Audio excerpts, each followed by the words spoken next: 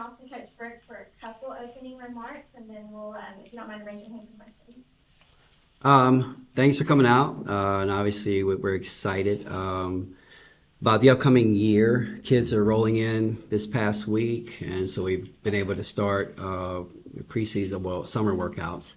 And attitudes have been tremendous, and I couldn't be happier with the group and the way that they're working, how they're working, the development that they've had. So we're excited. We're very excited for the year, and we think it's going to be a good one.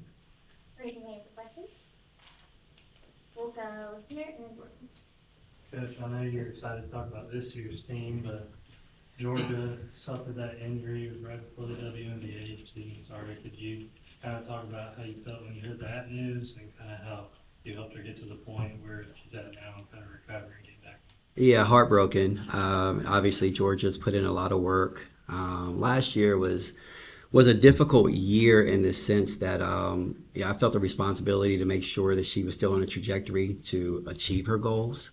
And so she took a blind leap of faith to follow me here, and so we worked diligently to get her acclimated to the SEC, the style of play, all the while still able to enhance her abilities and her projection to be a WNBA draft pick. I thought the season went perfect.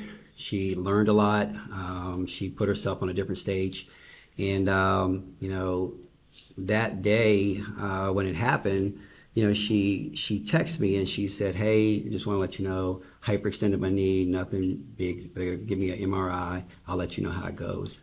She FaceTimed me that night, and as soon as her face popped up, I could see the emotion. She was crying, and from that point on, I was a basket case. And then from that point, I think the roles flipped, and she was consoling me. And very quickly, she told me everything was going to be okay. She was going to learn a lot this year. She was going to do different things. And, kudos, shout out to the Mystics. They really took care of her. She went to New York to have her surgery. They kept her on the roster. They keep her involved very much so throughout the year, throughout the season, too, because she's a big part of what they're going to do. So very happy for her that she landed in a great spot. She's doing wonderfully. She's actually in New York today getting a checkup. And she's going to be able to, I guess the silver lining is she'll be able to come back to some games next year and sit in on what we're doing. But tremendous person, and the way that she's handled everything was way better than I ever could have imagined. Not to keep harping on the past, but obviously she was so influential in the way you guys played last year, and she was a leader on and off the court. How weird is it not having her for you specifically, since you guys have been together for so long? But then also, with her leaving, talk about the two ladies that left right of you, them filling that role and them becoming star players as well. She's still here. She left a foundation, and Tiani, we were working out today, and I think I said her name twice. Just talking about how she did things, how she approached everything. So it is weird that she's not here, actually physically present in my office every day, but we still talk 4 or 5 times a day. And she left a lasting impression on both of them and the whole team. Just the way that she went about her business, she worked hard, she was fearless. Every time she walked on the floor, she was prepared, and she knew she was prepared. She knew that she could go out and she could win.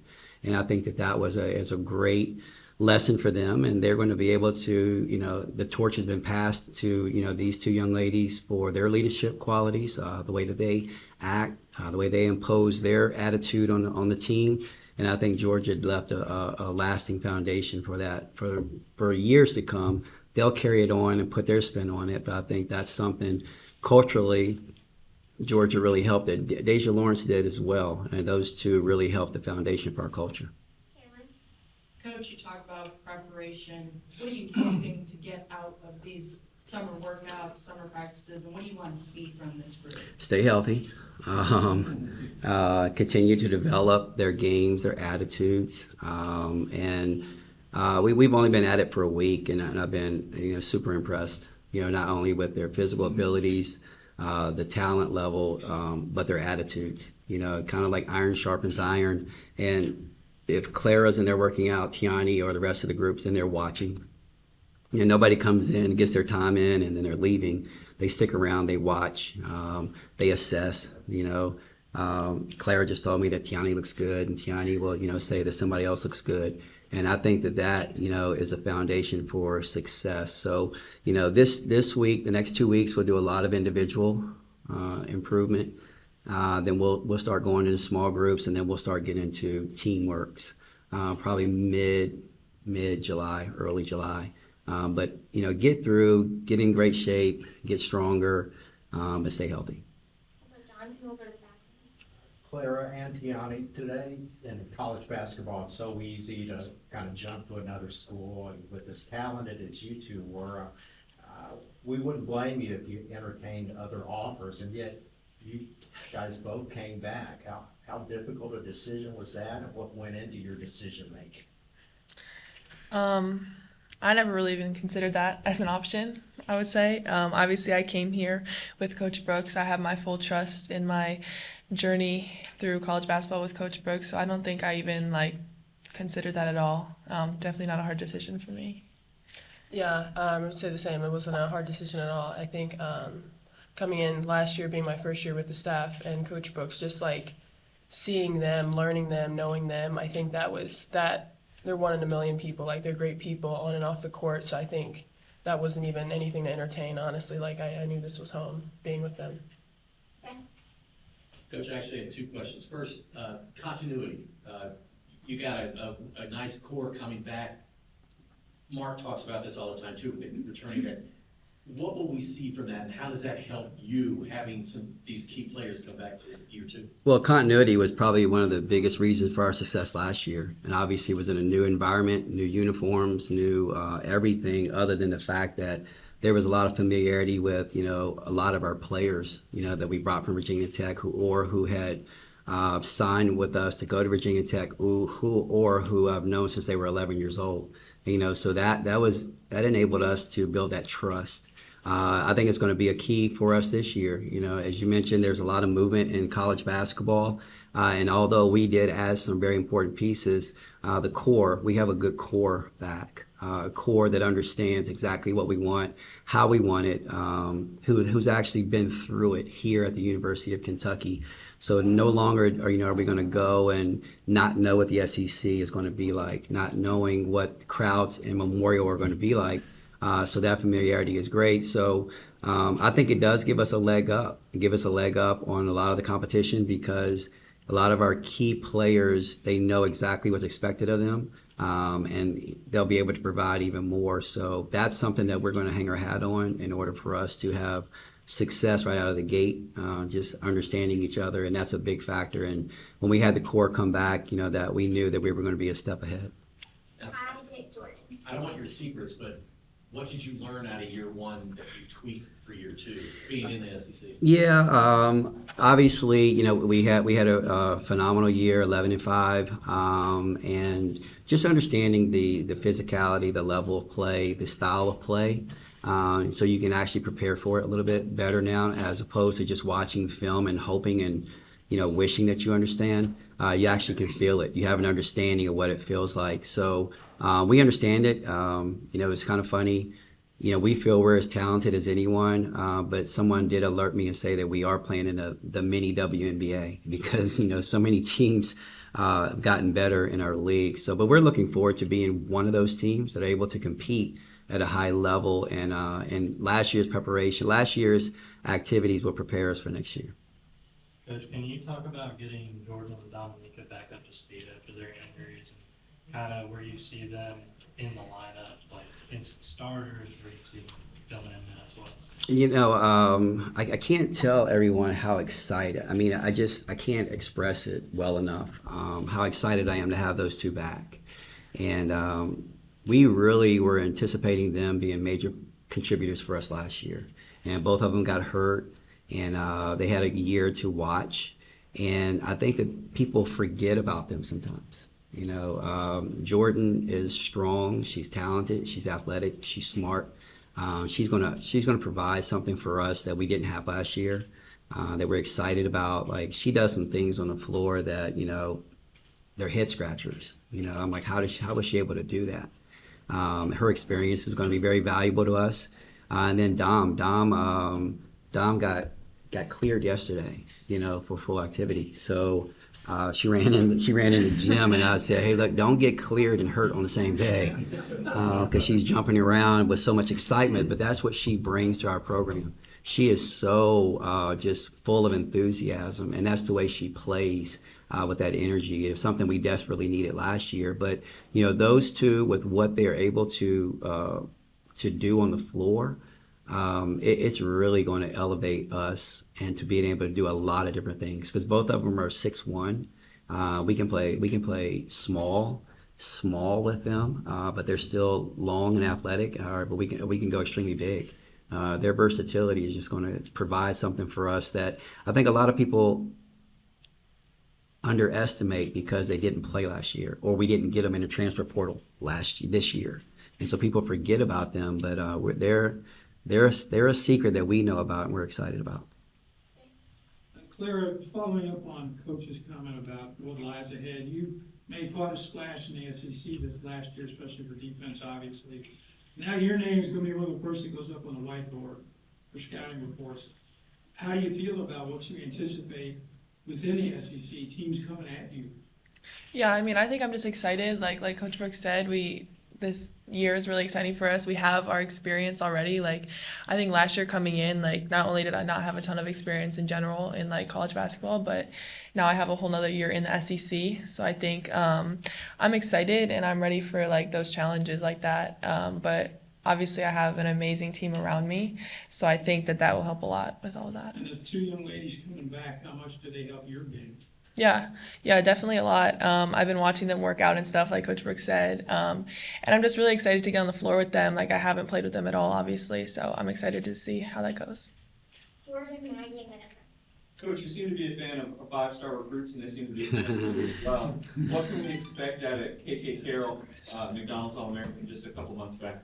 KK is she's special on and off the floor. She's I think she's 18, but she acts like she's 38. She just has I don't know, just a wealth of knowledge. She's witty. She understands everything, but she's also a physical presence. She came in, and I kid you not, we thought she was 6'3", but I think she grew an inch, and she's like 6'4". And she shoots the basketball as well as anybody that I've seen. Her IQ is really high, and those are things that we covet. And when we got her, we knew it was special, because not only did we think she was going to help us on the floor, we felt like she was going to help us in the recruiting, in the locker room. It's a seamless fit with her attitude, and she's a lot of fun to be around. She's a lot of fun to be around. She's got that typical Northern Boston quick wit. Tells a joke, and I have to think about it for 3 seconds before I get it. But she's that smart, and we're excited. She's actually having her first workout today right now, so we're excited for her. I think she's going to contribute a lot for us as a freshman. Coach, you had some games announced today. I know this time last year you all were having to do everything just to get games on your schedule. How did that compare to how you built this schedule this year, and then any particular matchup standing out to you when you look at this year?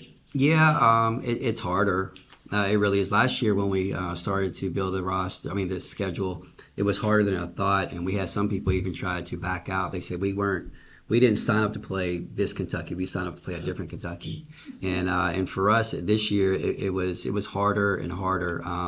But I know that we released some games today, but I think we still got a couple more to be released. I think people will be excited about. The one thing that we really didn't get this year that I wanted was another marquee home game, but I anticipated that we were going to play a ACC challenge game here, because we went last year on the road, and but for whatever reason they stuck us on the road again. So we'll just handle it. But we feel like we have a really good schedule that's going to challenge us with the chemistry, get us going. Our SEC schedule shifted. We no longer play Georgia twice. We play Vanderbilt twice, who Vanderbilt's going to be probably a top 15 team in order for us. So I thought we did a good job with the schedule. Like I said, we got a couple more games we have to announce that will challenge us and put us where we want to get to. But scheduling has become difficult, because not a lot of people want to play, and so it's really hard to try to find those opponents that you want. Do they give you an explanation for on the road again, ACC, ICC, or just that's what it is? It's an explanation. It's not a good one, but it's an explanation. So, but it's it is difficult because we anticipated playing an ACC opponent here, and then when you put the schedule together, and then I think it just got released last week or so. Then you can't scramble to try to do other things because those marquee opponents already have their schedules done too. So just kind of put us behind the eight ball a little bit. But we'll just do what they tell us.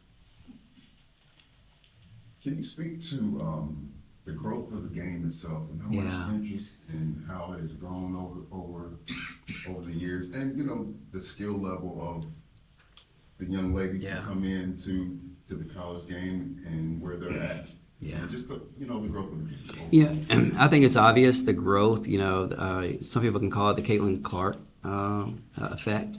I'm proud of the fact that when we played in the Final Four, that's kind of when the boom happened back in 2023, and we were a part of that as well. But I think more eyes have been on the sport, and people are starting to say that, hey, if you watch the game in its purest form. These young ladies are athletic. They just don't dunk. They do everything else. The moves that they make, some of the things that I watch them do, I marvel at. Because maybe 10 years ago, female athletes weren't doing those things, and a lot of it has to be just okay. What are we giving them? All right. If I'm going to say, well, Clara Strack is only a center, stay your butt on the block, am I helping grow the game? Because that's not the way the game is evolving. The game is evolving where you have 6'5" centers able to handle the basketball. And so we've always been a program that thinks outside the box. You have Tiani Key, a 6'4"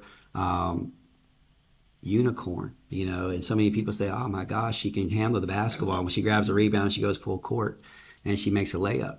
To me, I think it's my responsibility as a coach to help continue the growth of the game. And the way that I feel like the game needs to grow is that it needs to be appealing to a lot of different people. Some people like the rock'em sock'em robot, just fighting. Everybody get that rock'em sock'em robot? So they have no idea what I'm talking about. Some people want the game to be just as physical, knock each other down, but is that appeasing to the eye? Will you go back and watch the game again, knowing that it's just going to be a 53-52 game? Or do you want to see a free-flowing game that's 78-76? And so I think we as coaches have a responsibility because we're at a golden time right now. We really can take what we have, the excitement of surrounding women's basketball, and elevate it. Because you have so many eyes watching. But when you have eyes watching, it also can go the other way. So I think that we need to capitalize on this opportunity with everyone watching, and take it to another level and show what the game actually can be. And obviously I played on the men's side, coached on the men's side, but it warms my heart when some people come up to me and they say that they love watching the women's game. Or sometimes they'll even say, I enjoy the women's game more because it's in its purest form. All right, well, now we have an opportunity to help grow the game. It's not a competition. We're not trying to be better than the men's game, but you want to be recognized in the same fashion so that a lot of fans will come and enjoy watching the basketball game. And I kind of said this last year, like we watched the Olympics last year. You watch the men's Olympic game, and you watch Steph Curry do what he did. Now, that's one of the most magical games I've ever seen. They played France, and then the very next night, the women's team played against France, and it was a different basketball game, and it wasn't as entertaining. But I think we can do that because our young women are as talented. They're more talented than they've ever been, and we need to capitalize on that. And I think I take that as a responsibility, and we'll try to do that. So when I'm out at Kroger signing autographs with Coach Pope, and somebody comes up to me and they say, why don't you put Clara on the block more? Thanks for coming, and I really appreciate it, but, that's the way we play, because we're growing the game, because it would be an injustice to both of them if I just played them to their height. We want to play them to their skill set and continue to grow. John Phoenix, Caroline Jordan Mackey. Kenny, I know you don't like looking backwards, but we didn't get a chance to speak with you after Cassidy Rowe left the team. You were pretty silent during that time. Is there anything else you'd like to say about that? Just kind of put closure to that. I wasn't silent. It was just more of, if you want to get deeper, I want to thank all of the young women for their contributions who are not with our team anymore. A lot of them came in, and this is college basketball right now, or college athletics in general. It's different. A lot of movement, and it's different for the players, it's different for the coaches, and it's different for the fans. A lot of people don't understand, what goes into decisions, how things are. There's a lot of movement, and I, as a head coach, when I make decisions, every decision I make, 33% of the people are going to be happy. 33% of the people are going to be mad. 33% of the people are going to be indifferent.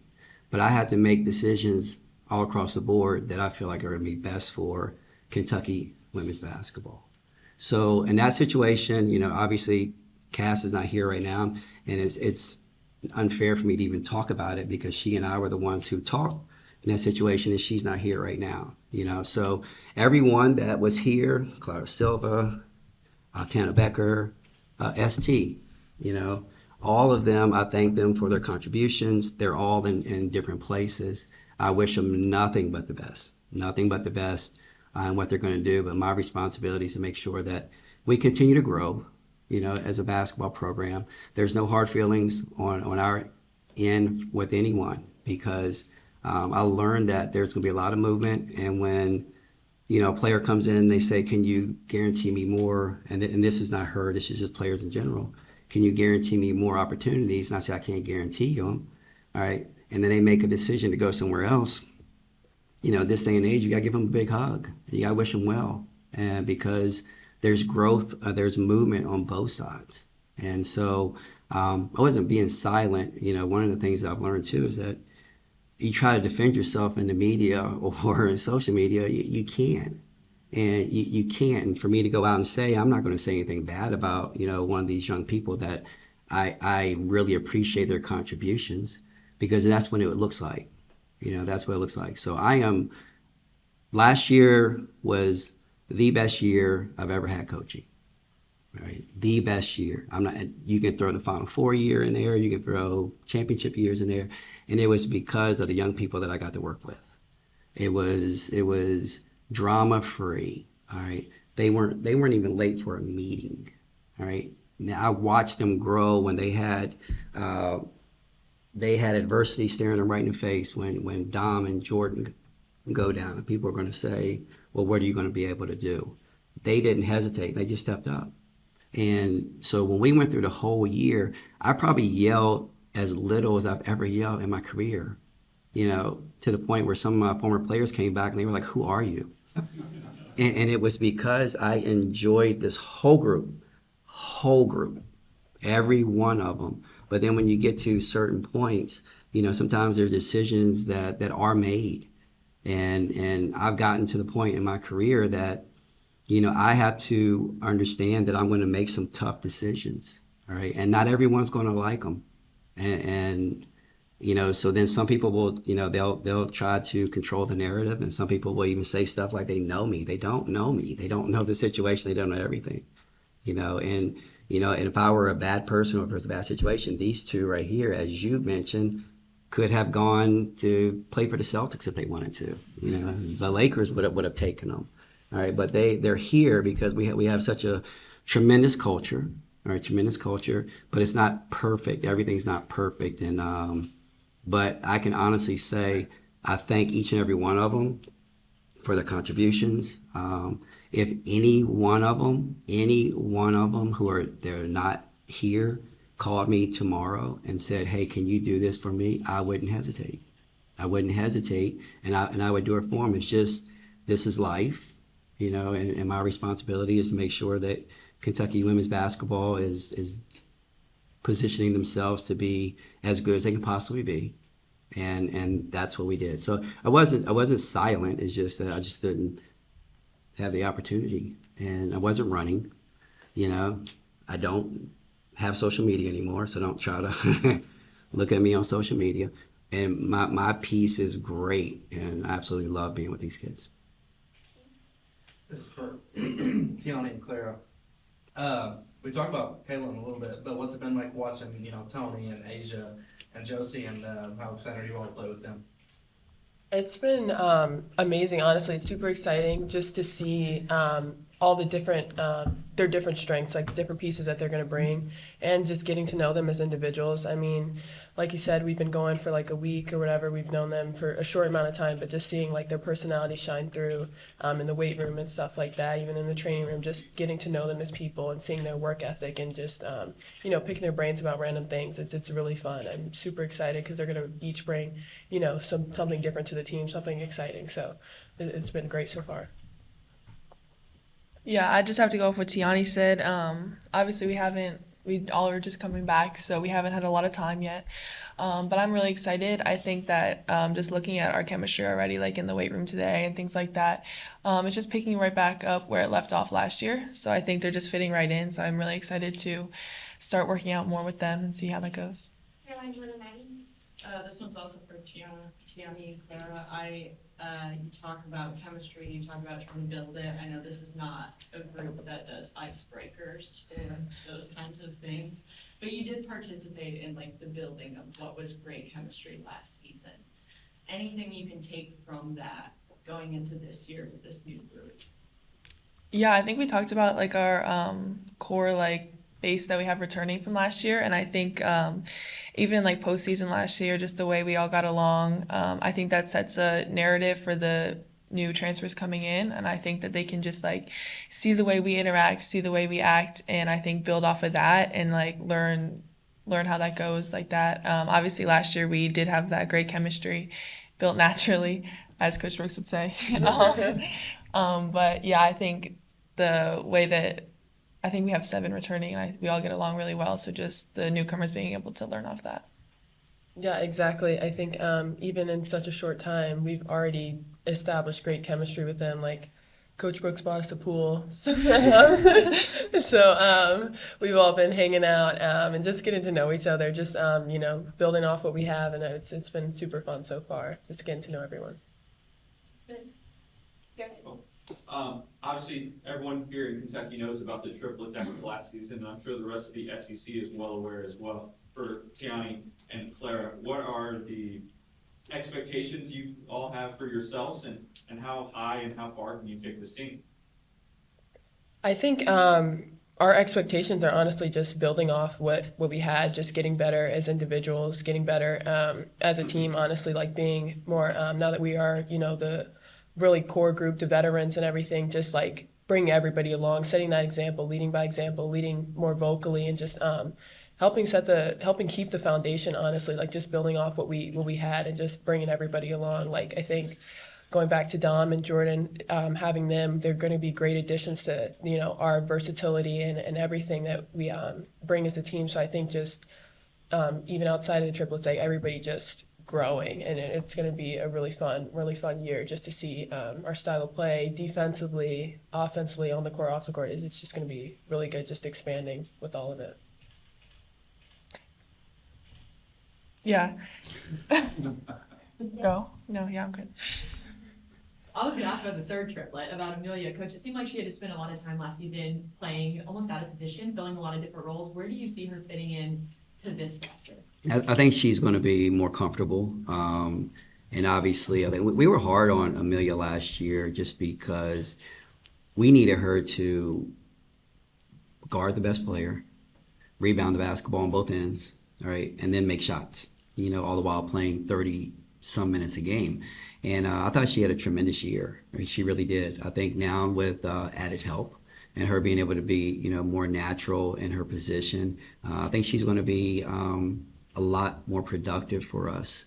And I'm excited for her. I appreciate everything she did for us. To know Millie, Millie's got a big smile on her face, and she's just happy. She's very happy to be here. Literally, because she was in Australia and it's winter, and then she came back, and I think she tried to get her suntan back in one day. Now she's burnt.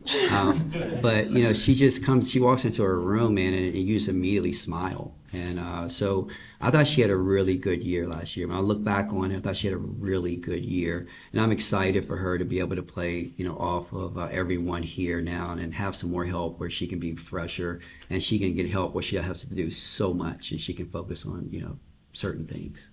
We'll close it with Dick unless there's anything for us that we'll go Dick in the meeting. So Tiani, it seemed like last year, you know, Georgia could have a big game, Clara could do great things, but you were in there doing the dirty work, you know, especially in the SEC game. You know, it looked like you were being evolved to that end.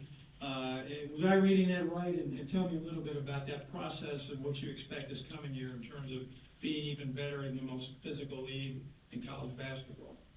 Yeah, I think honestly a big focus throughout the season, through the postseason, and even now, it just was just doing the little things, focusing on the little things. Like Coach Rook says a lot, it's not how fast you do it, it's how you do it. So like just focusing on those little things and doing them well, and just getting stronger, being, like you said, doing the dirty work, doing whatever the team needs. Honestly, just being helpful in any ways, what I strive to do. So I think, you know, each team in the SEC brings something a little bit different. It's very similar though, but just reading the game, honestly, just figuring out what we need and how I can help. I think that's always my focus. What was it like banging around in there with all those bigs?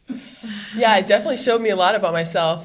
Definitely just, you know, getting stronger, I think, was like a big focus, honestly, just like, dang, like, yeah, like you said, banging around, I think it was fun, but it also showed me like some things I need to work on as well. And I think, you know, taking that experience and adding it to the postseason, to this new season, preseason, all that, just like I said, growing from that, just taking all of that, absorbing it, and then moving forward, you know. If I can add to that, like Tiani, last year was her first year with a prominent role. You know, her first 3 at UNC, very limited. I don't know if, you know, the confidence was there, if it was instilled in her. She got here last year, and it probably took her a while to understand that, you know, we all believed in her wholeheartedly, and we needed her to just go out there and play. And today I was just telling her she needs to love herself as much as I love her, and to have that kind of, you know, attitude and go out, because Tiani showed us last year, you know, what she's capable of doing, number one, but she was quickly our enforcer. You know, if there was a little scuffle, Tiani had a whole different personality, and she was coming through and like, you know, don't you mess with us. And then this one over here started to follow suit, and you know, so it kind of became an attitude that, you know, yeah, we're tall, we're lean, but we're also tough. And I think a lot of people, it was fun to watch going into the SEC, and I've had coaches even tell me this, that we were a lot longer and more athletic than they anticipated, you know, because you watched people and they tried to isolate us. They were like, okay, well, they're not as fast, we're going to take them off the dribble, and then all of a sudden we were blocking their shots. And but Tiani was a big part of that, and you know, these two together, they're a great duo. But I'm looking forward to bigger things from her this year, because she's going to love herself, you know, this year, and be really confident and go out there, and I think you're going to see a breakthrough. Yeah, you're good. Coach, can you just talk about the parents you brought in, like Asia, Tony, all them, what they did? Yeah, we're deeper, you know, and obviously, you know, I caught a lot of flack last year for not playing a lot of players or, you know, whatnot, but our bench was hurt, and they weren't able to provide that for us. Right now, we're deep. You know, you look at Asia Boone, she shoots the ball as well as anybody. You know, she's a smart player. And she's going to provide, you know, depth, you know, at both guard positions for us, and gives us an opportunity to play deeper. You know, if something does happen, if somebody gets in foul trouble, we'll be able to, you know, put them out there. And then Josie, man, you know, when we played against them last year, she was just all over the place. I just kept thinking, well, how did she get over there? And she just brings a fearless attitude, you know, that's going to be, you know, really help us. And then Tony, man, Tony's good. You know, we've had her for a week, and I'm like, she's really good. But we all knew that, because we competed against her, in the ACC. And I remember the last game we played against her, we were comfortably ahead, and I think we could have won the game by 40, but we couldn't stop her.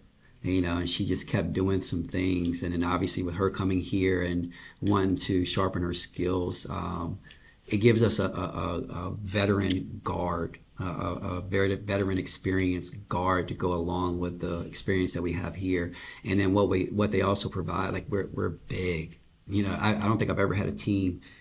It's kind of crazy. You lose a 6'7" player, but then you feel like you're bigger, for the next year, because we're bigger all across the board. When you add, 2 6'1" guards, another 6'4" guard essentially, and so I think that the addition of those players are going to help us tremendously, and I'm excited about what they're going to bring to us. I'll add too, on average, we are larger this year than we were last year. I knew I wasn't making it up. Jordan, you No, need one? Preston got it. Okay, awesome. Thank you all so much. We'll do a full team scrum in July. Thanks, guys. Thank you. Thank you.